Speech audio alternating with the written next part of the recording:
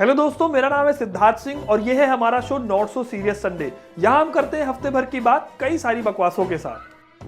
Karnataka election बस 2 दिन बाद होने वाले हैं और दोनों बड़ी पार्टीज ने एक साथ पॉलिटिक्स का क्रिंज मचाया है। मतलब चाहे इनको सपोर्ट कर लो और चाहे इनको सपोर्ट कर लो, जस्टिफाई किसी को नहीं कर पाओगे। पहले मल्लिकार्जुन खड़गे ने मोदी जी को जहरीला सांप बोल दिया। मत नीवेनाद्रू तप्पु तिಳ್ಕೊಂಡ್ರಿ मोदी ಅಂದ್ರೆ ಈ ವಿಷದ ಹಾವಿದ್ದಂಗೆ। उसके बाद बीजेपी के एक एमएलए ने सोनिया गांधी को विष कन्या कह दिया। सोनिया गांधी ने विष कन्या ನಂಗೆ मतलब इलेक्शन ना हो गया, बाई गॉड मोहल्ले की लड़ाई हो गई है। और ऐसा नहीं है कि ये इलेक्शन कोई अलग है, इसकी रेसिपी भी बाकी इलेक्शंस की तरह ही है। पहले मिलाइए थोड़ा सा फालतू का सेंटीमेंट, फिर उसके बाद थोड़ा सा हिंदू मुस्लिम, और उसके बाद इसे फालतू के एलिगेशन से फ्राई करिए, फिर फ्राई किए हुए वादों का तड़का लगाइए, बस आपका कर्नाटक इलेक्शन तैयार है। मतलब न्यूज हेडलाइन में सबसे कॉमन टर्म हो गया है विवादित बयान। इलेक्शन आया नहीं कि ऐसे ऐसे स्टेटमेंट आते हैं कि लगता है कि मनोज तिवारी और डॉली बिंद्रा वाली लड़ाई जो है वो फिर से चालू हो जाएगी। हाँ तो तेरे बाप का भी नहीं है। बात में जाना नहीं, काट के रख दूंगी यहाँ पर। ये तो इलेक्शन का पार्ट 1 है। पार्ट 2 अब सुनो। इलेक्शन में एक चीज होती है जो सबसे इंपॉर्टेंट होती है, जिसे कहा जाता है मैनिफेस्टो। ऑब्वियसली जो पार्टी को सबसे बाद में रिलीज करना होता है। कांग्रेस ने अपने मैनिफेस्टो से एक और कंट्रोवर्सी खड़ी कर दी है। बेसिकली कांग्रेस ने कहा है कि वो किसी भी ऐसे ग्रुप को सपोर्ट नहीं करेंगे जो हेट फैलाती है। देखो यहां तक तो ठीक था, लेकिन फिर कांग्रेस ने 2 एग्जाम्पल दिए, एक बजरंग दल और दूसरा पीएफआई। एक पर पहले से बैन है और दूसरे पर बैन लगाने के लिए इन्हें सेंटर में गवर्नमेंट बनानी पड़ेगी। बहुत पहले इन्हें वरुण ग्रोवर ने समझाया था कि हिंदुत्व इनकी कोर कंपिटेंसी है, उसमें मत घुसो। इधर इन्होंने बजरंग दल लिखा और उधर बात आ गई बजरंग बली पर। Bajrang Dal workers stage protest against Congress in. अब जो भी रैली हो रही है वहां नारों से लेकर भारत माता को रिप्लेस करके जय बजरंग बली बोला जा रहा है। अब राहुल गांधी भी सोच रहे होंगे कि मेरा तो इतना लाइफ खराब हो गया है, इतना लाइफ खराब हो गया है मेरा। अगर मैनिफेस्टो की बात कर ही रहे हैं तो ये समझ लेते हैं कि कौन सी पार्टी क्या दावे कर रही है। कांग्रेस कह रही है कि 200 यूनिट फ्री बिजली देगी, वुमेन से लेकर यूथ तक फ्री भत्ते दिए जाएंगे, रिजर्वेशन को 50% से बढ़ाकर 75% किया जाएगा, जो कि ऑब्वियसली ये नहीं कर पाएंगे। अब अगर बीजेपी को देखें तो इन्होंने भी साल में 3 सिलेंडर फ्री देने का प्रॉमिस किया है। एक पोषण स्कीम भी चलाई जाएगी जिसमें गरीब फैमिलीज को आधा लीटर दूध हर दिन दिया जाएगा। हर साल 10 लाख लोगों को घर दिए जाएंगे और दलित महिलाओं को 10,000 रुपए की एफडी। और सबसे बड़ी बात यह है कि 5 लाख तक का लोन जब लिया जाएगा तो उसमें कोई इंटरेस्ट नहीं लगेगा। अब अभी इस पर मत जाओ कि ये फ्री वाले प्रॉमिसेस सही है कि नहीं, लेकिन ये दोनों ही पार्टीज थी जो केजरीवाल की फ्री स्कीम्स को बहुत ज्यादा खराब बता रही थी और देश के लिए खतरा बता रही थी। मैंने आपसे कहा था ये घर इलीगल है, मैं नहीं, मुझे क्यों तोड़ा? बाकी इस इलेक्शन में लोकल मुद्दों को उतनी ही इंपॉर्टेंस मिली है जितनी कैटरीना कैफ को धूम 3 में मिली थी। आधे कैंपेन में तो तेरी ऐसी की तैसी, तेरी ऐसी की तैसी में निकल गया है। आपको इस इलेक्शन में कौन जीतता नजर आ रहा है, हमें कमेंट करके जरूर बताइएगा। अगली खबर है आईपीएल से, जो थोड़ी देर के लिए सास बहू का सीरियल सच में बन गया था। विराट कोहली वर्सेस गौतम गंभीर, Lucknow super giants versus RCB. इस मैच में इतना दम नहीं था जितनी बड़ी लड़ाई हो रही थी। Lucknow super giants versus RCB match चल रहा था और आरसीबी ये मैच जीत रही थी। बहुत ही रेयर मोमेंट था ये। जब लखनऊ बैटिंग कर रही थी तब 17वें ओवर में विराट कोहली और नवीन उल हक के बीच में बहस हो गई। नवीन उल हक विराट से भिड़े, गौतम गंभीर विराट से भिड़े। भिड़ंत भिड़ंत में बवाल कट गया। अभी तक कंट्रोवर्सी खत्म नहीं हुई है और इनके बीच मामला सलटाने के लिए आ रहे हैं रवि शास्त्री।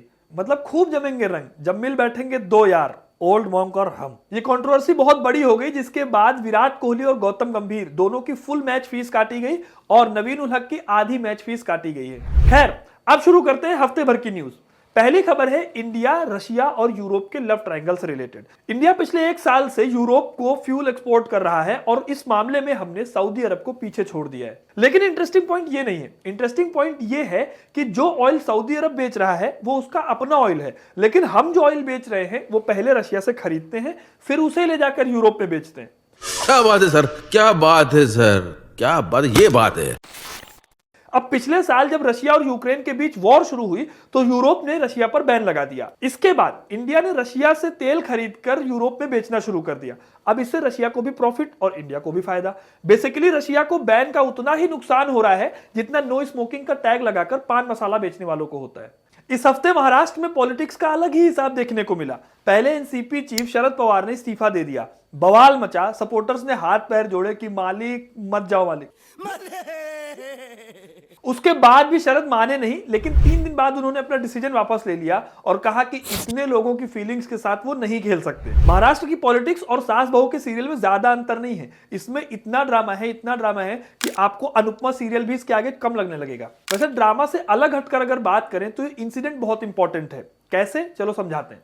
महाराष्ट्र की पॉलिटिक्स में 3 बड़ी पार्टीज हैं। एक साइड है एनसीपी, कांग्रेस और शिवसेना, और दूसरी साइड है बीजेपी।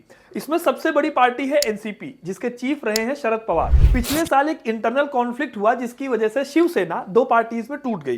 एकनाथ शिंदे के साथ बीजेपी ने सरकार बना ली और अब अगले साल फिर से इलेक्शन होने वाला है। और ऐसे टाइम पर शरद पवार का रिजाइन देना और उसके बाद उस रेजिग्नेशन को वापस लेना कई चीजों को इंडिकेट करता है। सबसे पहले तो ये कि उनके इस इस्तीफे से कांग्रेस और बीजेपी दोनों को लॉस हो सकता था, क्योंकि जिस तरह से इस न्यूज के बाद से शरद पवार के सपोर्ट में पार्टी के लोग आए, उससे उन्होंने अपनी सुप्रीमेसी को एस्टेब्लिश कर दिया है और यह भी बता दिया है कि अभी हम जिंदा हैं। देखो बउआ, राजनीति में मुद्दा बाद में आता है, पहले आता है कि सीट जीतना जरूरी है। अब सीट जीतेंगे तभी तो विकास करेंगे। अगली खबर थोड़ी सैड है और मणिपुर से है। यहां पर 2 कम्युनिटीज के बीच में क्लैश हो गया, जिसके बाद कुछ डिस्ट्रिक्ट्स में कर्फ्यू लगाना पड़ा और उसके बाद यहां पर इंटरनेट को भी 5 दिनों के लिए बंद कर दिया गया। वायलेंस तब ब्रेक हुआ जब मणिपुर के एक स्टूडेंट यूनियन ने प्रोटेस्ट मार्च निकाला। All tribal students union Manipur नाम का एक ग्रुप इस बात को लेकर प्रोटेस्ट कर रहा था कि स्टेट की ही मेइती कम्युनिटी को शेड्यूल्ड ट्राइब में क्यों शामिल किया गया। इसी प्रोटेस्ट मार्च में वायलेंस शुरू हुआ और धीरे धीरे स्टेट के बड़े एरिया तक पहुंच गया। सिचुएशन यहां तक हो गई थी कि गवर्नमेंट ने शूट एट साइट का ऑर्डर भी पास किया और होम मिनिस्टर अमित शाह ने बाकी के नॉर्थ ईस्टर्न स्टेट से मणिपुर की हेल्प करने को कहा। मणिपुर में जो हो रहा है वो आज की प्रॉब्लम नहीं है। इस स्टेट में करीब 34 शेड्यूल्ड ट्राइब्स हैं जो ब्रॉडली नागा और कुकी ट्राइब के अंडर आती है। अब ये जो मेइती ट्राइब है ये 2013 से ही अपने लिए एसटी स्टेटस की डिमांड कर रही है, ताकि इलीगल माइग्रेंट्स जो कि म्यांमार या फिर दूसरी जगहों से आते हैं उनसे उनकी एंसेस्ट्रल लैंड यानी कि पूर्वजों की जमीन और कल्चर को बचाया जा सके। लेकिन जो लोग इस डिमांड के अगेंस्ट प्रोटेस्ट कर रहे हैं उनका कहना है कि मेइती पहले से ही काफी पावरफुल ट्राइब है, उन्हें इस तरह के स्टेटस की जरूरत नहीं है। अभी जो सिचुएशन है उसमें आर्मी ने मणिपुर में रिस्पॉन्सिबिलिटी उठा ली है। आर्मी ने मार्च पास भी किया था और उसके बाद जाके सिचुएशन कंट्रोल में है। लेकिन नॉर्थ ईस्ट में जो इमिग्रेशन की प्रॉब्लम है वो बहुत कॉम्प्लिकेटेड है और बहुत कंफ्यूजिंग है। इसके लिए हम एक अलग से वीडियो बना सकते हैं। कमेंट में बताइए अगर आपको ऐसे एक वीडियो चाहिए तो। अगली जो खबर है वो पिछले 3 हफ्ते से चली आ रही है। ये खबर है खिलाड़ियों के प्रोटेस्ट से रिलेटेड। अभी जो रेसलर्स प्रोटेस्ट चल रहा था उसको लेकर इस वीक कई सारे डेवलपमेंट्स हुए। सबसे पहला डेवलपमेंट तो ये हुआ कि सुप्रीम कोर्ट ने इनके केस को खारिज कर दिया और उन्होंने कहा कि इस केस को लेकर आप हाई कोर्ट जाइए या फिर सेशन कोर्ट जाइए। इसके बाद रात में पुलिस और प्रोटेस्टर्स के बीच में गहमा गहमी हुई, जिसके बाद उन लोगों के ऊपर लाठीचार्ज भी करना पड़ा। ब्रिजभूषण शरण सिंह अभी भी अपना इस्तीफा देने के लिए तैयार नहीं है और आगे आने वाली सिचुएशन ये है कि खिलाड़ियों ने 2 कमेटी बनाई है इस पूरे मामले की जांच के लिए, जिसमें खाप पंचायत से लेकर कई सारी कम्युनिटीज शामिल हैं। खिलाड़ियों की इस प्रोटेस्ट की कहानी क्या है इसको लेकर हम जल्दी एक वीडियो लाने वाले हैं, उसे भी आप देख सकते हैं और इस पूरे प्रोटेस्ट की असली कहानी को समझ सकते हैं। अगली खबर है चैट जीपीटी के खानदान यानी कि आर्टिफिशियल इंटेलिजेंस से। भाई साहब, एआई जिस हिसाब से ग्रो कर रहा है उससे लग रहा है कि थोड़े दिनों बाद इतनी थैली में सुनार की दुकान पे जॉब मिलेगी। राइटर, इंजीनियर, डेटा एंट्री करने वालों की तो नौकरी जा ही रही थी। इस हफ्ते एक एआई ने एक ऐसा प्लेनेट ढूंढ लिया जिसको साइंटिस्ट ढूंढ ही नहीं पा रहे थे और इसको ढूंढने में इसे सिर्फ 1 घंटे का टाइम लगा है। अभी इन्हीं सब वजहों से लोगों को एआई को लेकर डर लगने लगा है और शायद यही वजह है कि गूगल में एआई के गॉडफादर कहे जाने वाले जेफरी हिंटन ने रिजाइन कर दिया। जेफरी को लगता है कि चैट जीपीटी जैसा टूल बनाने के पीछे आज कंपनीज पागल हैं और ये कंपटीशन कभी नहीं रुकने वाला। ये न सिर्फ आगे चलकर फेक न्यूज को प्रमोट करेगा बल्कि बहुत पॉसिबल है कि इसका एक्सटेंसिव मिसयूज होगा। आपको इस बारे में क्या लगता है हमें कमेंट में जरूर बताइएगा। अब शुरू करते हैं हफ्ते की सबसे बकवास खबरें। हमारे देश में स्टार्टअप ऐसे चलने लगे हैं कि आपको समझ नहीं आएगा कि यह भी कोई बिजनेस हो सकता था। बिहार के एक बंदे ने अपना स्टार्टअप खोला जिसमें वो लोगों को 15 मिनट के अंदर एटीएम तोड़ने की ट्रेनिंग देता था। मतलब जुगाड़ की कमी नहीं है हमारे यहाँ। इस एंटरप्रेन्योर का नाम है सुधीर और इसका धंधा बिहार से लेकर यूपी तक फैला हुआ था। यह बंदा डिटेल के साथ बताता था कि कैसे एटीएम को टारगेट करना है, फिर कैसे एटीएम में घुसकर उसे काटना है और कौन कौन से टूल इस एटीएम को काटने में लगेंगे। पुलिस को इनके पास से 3 गैस पाइप, 1 सिलेंडर रेगुलेटर, 6 आरी ब्लेड, 1 बड़ा पेचकस, 2 प्लास और 1 हथकड़ी मिले। यह आदमी इतना एक्सपर्ट हो गया था कि इसका नाम ही एटीएम बाबा पड़ गया। समझ रहे हो? जिसको इसने ट्रेनिंग दी होगी वो उसे अपना भगवान मानते होंगे और हमारी वीडियो पे एक ढंग का लाइक तक नहीं आ पाता। ये वाली न्यूज बाद में बताऊंगा, पहले ये बताओ कि एक आदमी बच्चे कितने पैदा कर सकता है। मैं इसलिए पूछ रहा हूं क्योंकि एक आदमी है जिसके 600 बच्चे। भाई साहब कुछ ज्यादा नहीं हो गया? यह है जोनाथन, जो नीदरलैंड के विक्की डोनर बन रखे हैं। जोनाथन ने स्पर्म डोनेट कर करके पूरे 550 बच्चे पैदा किए। और सबसे बड़ी बात यह है कि नीदरलैंड में एक स्पर्म डोनर 25 से ज्यादा लोगों को स्पर्म नहीं डोनेट कर सकता। सोच कर देखो, नीदरलैंड के हर मोहल्ले में एक बच्चा जोनाथन के नाम का घूम रहा होगा। ऐसा नहीं है कि इनको इस हफ्ते पहली बार पकड़ा गया हो। 2017 में भी इनके अगेंस्ट वार्निंग दी गई थी कि 100 से ज्यादा बच्चों के लिए स्पर्म डोनेट ये कर चुके हैं। अब नीदरलैंड में एक बच्चे को स्पर्म डोनेट करने का मतलब है 800 रुपए। तो 550 बच्चों का स्पर्म डोनेट करने के लिए कितने रुपए बनेंगे, समझ रहे हो। अगली खबर यूपी से है, जहां पुलिस अपनी इमेज सुधारने में पूरे एफर्ट लगा रही है। मतलब इमेज सुधारने में इतना डेडिकेशन दिखा रही है पुलिस कि एक बेचारे हथकड़ी लगाए क्रिमिनल को जब प्यास लगी तो उन्हें पास में पानी नहीं दिखा, और जब उन्हें पानी नहीं दिखा तो मजबूरी में उन्होंने प्यास बुझाने के लिए शराब पिलाई।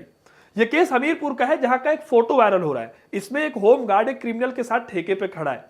अब हेटर्स तो यही कहेंगे कि यूपी पुलिस क्रिमिनल्स की हेल्प करती है, उन्हें सपोर्ट करती है, लेकिन वो थोड़ी देखेंगे कि भाई इतना प्यासा आदमी केस में हेयरिंग कैसे कर पाएगा। तो राम निकला रे, देव मानुस निकला रे। ये तो हो गई बकवास न्यूज। अब बढ़ते हैं हफ्ते की पॉजिटिव न्यूज की तरफ। इस हफ्ते की पॉजिटिव न्यूज आई है झारखंड से, जहां पर एयर एम्बुलेंस की फैसिलिटी शुरू की गई है।